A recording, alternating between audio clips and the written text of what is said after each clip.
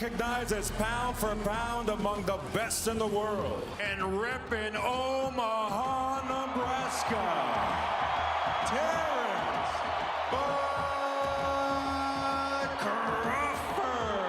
Terence Crawford is recognized as one of the best boxers in the world today. The switch-hitting star is as accomplished and dangerous from either stance, with either fist. Winning world titles at 3 separate weight classes, including an undisputed reign at 140, Crawford has built a formidable reputation. Good shot! Counter shot by Terence! With most of his natural enemies stationed on the PBC side of the street, gathering big names on the record has been somewhat of a struggle for the Omaha man. It's hoped that veteran top-ranked promoter Bob Arum, who handles Crawford, can sit down with Al Heyman, who looks after generational rival Errol Spence Jr., and thrash out a deal for a mega fight. I'm not ducking anybody. Like I said, y'all pick them, I'll fight them. At 32, the time is right for Bud to land the massive fights so he can showcase his full set of talents to the sporting world. He called me out twice. Did you get what you was looking for?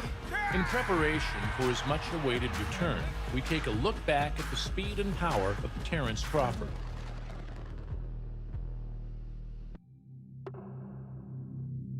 If ever proof was needed that Breedis Prescott was a dangerously destructive puncher, it could be found in his one-round demolition of future Crawford opponent Amir Khan in 2008. Prescott! Terence took no such chances, keeping the heavy-handed slugger on the end of a jab and guessing all night. The aggression of the infuriated Prescott. A good shot. Against him. Double body shot from Crawford. He's having a brilliant round after the accidental headbutt inflamed Breidis Prescott. Ferocious as he could be, Prescott's aggressive, one-dimensional nature was exposed by the superior skill set of Crawford. Well, Prescott's corner told him the truth this round at least. They told him he's losing and he needs a knockout to win. Because somebody figured out Body something. shots by Crawford. Crawford could be taking it easy here and cruising to victory, but he wants to hurt his guy. He's trying to get him out of there, son, especially with those body shots. That could be dangerous, but he's definitely going in the right direction. Exactly. Just a better all-around fighter. Can do more things than Breidis Prescott. Included here tonight. Over the winner by unanimous decision, still undefeated. From Omaha, Nebraska, Terence Bud Crawford. In a battle of lightweight punchers, Crawford showed that he was the man going places. Sanabria's record looked good on paper, but upon closer inspection it contained a suspect loss and draw, as well as a host of substandard victims. Man, expect yourself at all times. Good luck. Buena suerte. Competing as chief support to Mikey Garcia's world title clash with Juan Manuel Lopez, Crawford piled up the early points before racing out of the blocks in round 6 to end matters with a powerful left hook. 35%, pretty good percentage. And Sanabria is 51 of 219. Respectable. Unstable Sanabria was counted out and disappeared into retirement. And Lawrence Cole is going to stop the fight. Good stoppage. Sanabria couldn't stay steady on his feet. Body shot knocked down. No, lead left hook. Lead left hook. I was reading the numbers in front of me. Because the body shots that set it up, that's for sure. He took a pounding in his body throughout this fight. And a lead left hook wins the fight on a knockout for Terence Crawford. Desperate to claim the first of many world straps, Bud had no qualms traveling across the pond to challenge respected WBO lightweight king Ricky Burns in his Scottish stronghold. Okay guys, I give you a closure in the dressing room. They're having a clean match. Good luck and God bless you. Making the 5th defense of his title, Burns was a fiercely competitive champion who had made the most of his talents across a long up-and-down career. And getting through, and Burns is backed up for the first time in the fight, and he targeted where that broken jaw was there, Crawford with a left hook, and Burns shaken up and getting punched around the ropes here. Increasingly dominant as the bout wore on, Crawford employed a solid jab, mixing technical ability and tactical discipline into a winning formula to take the title home. He's been hesitant, he's been uncomfortable, he's had successes here and there. But no, I think he's just glad to get through it. In favour of the winner and the new there it is, Terence Crawford. Wow. lightweight champion of the world. A moment of history for the American. The first Omaha-born and raised world champion. It was thoroughly deserved. One of the most thrilling spectacles of Crawford's career came in the summer of 2014, when he dropped his hands and went to war with Yuriorkis Gamboa. It's Gamboa! A precocious amateur who was never quite able to live up to his star billing as a professional. Gamboa, like the champion, was undefeated going in. Good shot. Hard counter shot by Terence Crawford. Down goes Gamboa. Tremendous right-hand shot as Gamboa was coming in. In an exciting battle of speed, talent, and power, the Cuban buzzed Crawford at a point. Big left hook by Crawford. Uppercut by Crawford, you heard? Crawford is hurt. Crawford's hurt now after a Gamboa shot. Terence regrouped and stopped him in the 9th round. Shots by both fighters. Oh, my God. Oh, down goes Gamboa. Third knockdown for Crawford. Tremendous left-hand shot by Terence Crawford. Gamboa trying to find his legs. 30 seconds left in the round. Crawford going home run shots, bringing them up from the floor, and Gamboa coming forward. Down goes Gamboa, and that'll do it. Fourth knockdown of the fight, and a knockout for Terence Crawford. That was a great fight. A great fight. And a star-making performance of the highest order.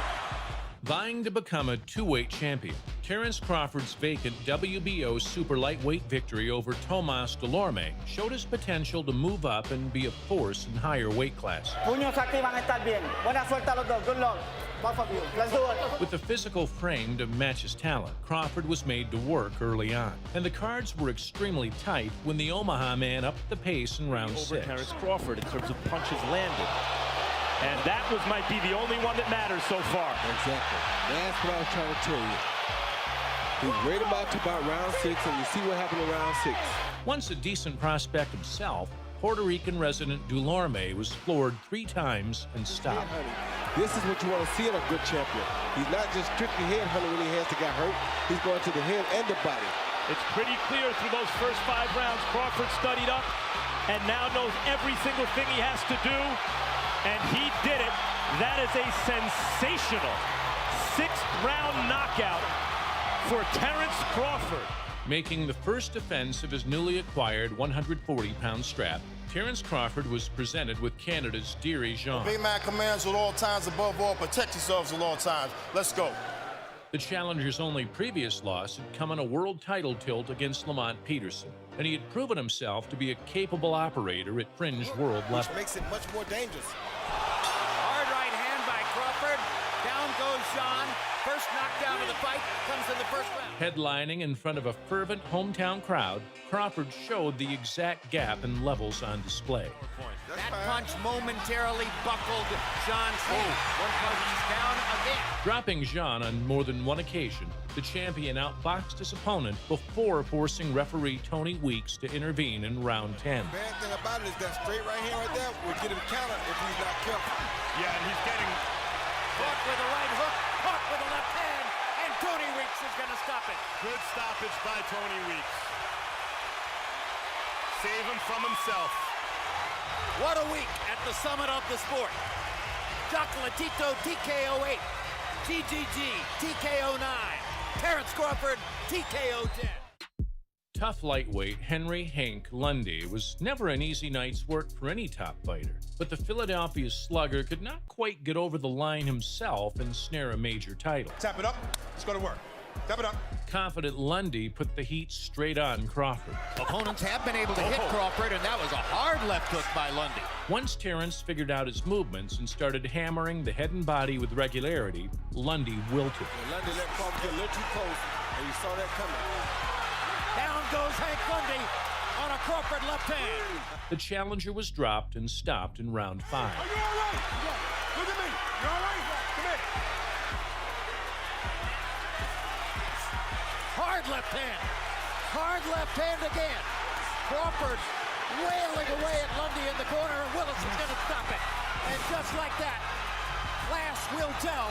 Terence Crawford has another big knockout victory. And like the Dolorme fight for Crawford, the fight's going along, it's going along, and before Crawford even starts to take over and thoroughly dominate round after round, he explodes and knocks his guy out. In a unification battle of two 140-pound champions, Terence Crawford put his WBO silverware on the line against WBC champion Victor Postal. The Iceman Postal. Undefeated in 28 contests, the Ukrainian had a spidery style and long jab. Right hand by Postal.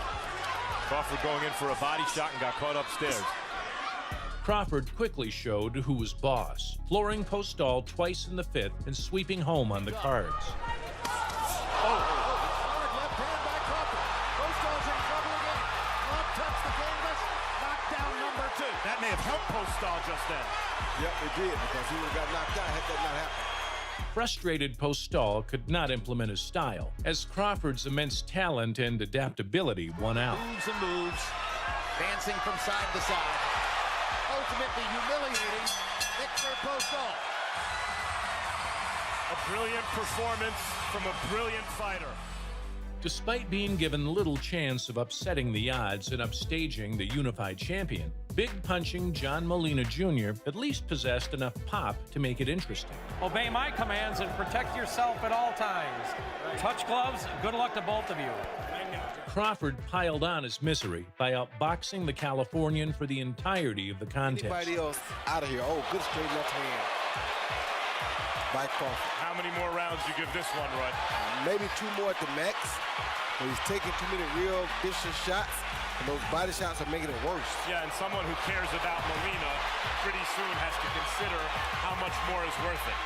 In round 8, as Molina crumbled in the corner, a violent assault to head and body rubber-stamped Crawford's superiority. Right when it seems like he's done, he lands a big shot. Oh, good body shot. He won't stand many more of those, though.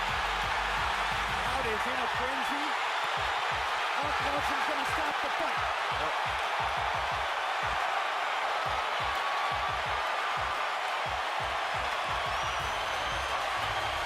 A deafening roar in Omaha. You know, you say a fighter's ready to go out on his shield, and that was Molina and his corner tonight. Already a Ring Magazine #1 and pound-for-pound claimant, Crawford reinforced his legacy by taking control of the super lightweight division.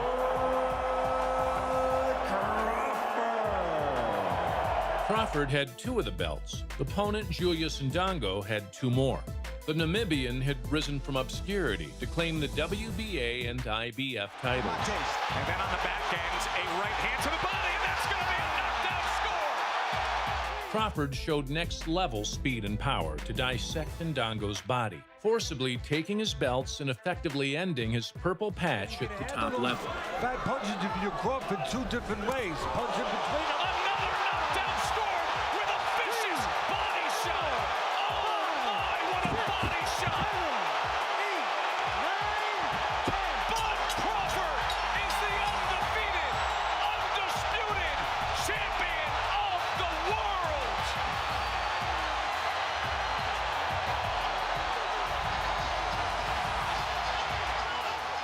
And now, the undisputed junior welterweight champion of the world, from Omaha, Nebraska, Terence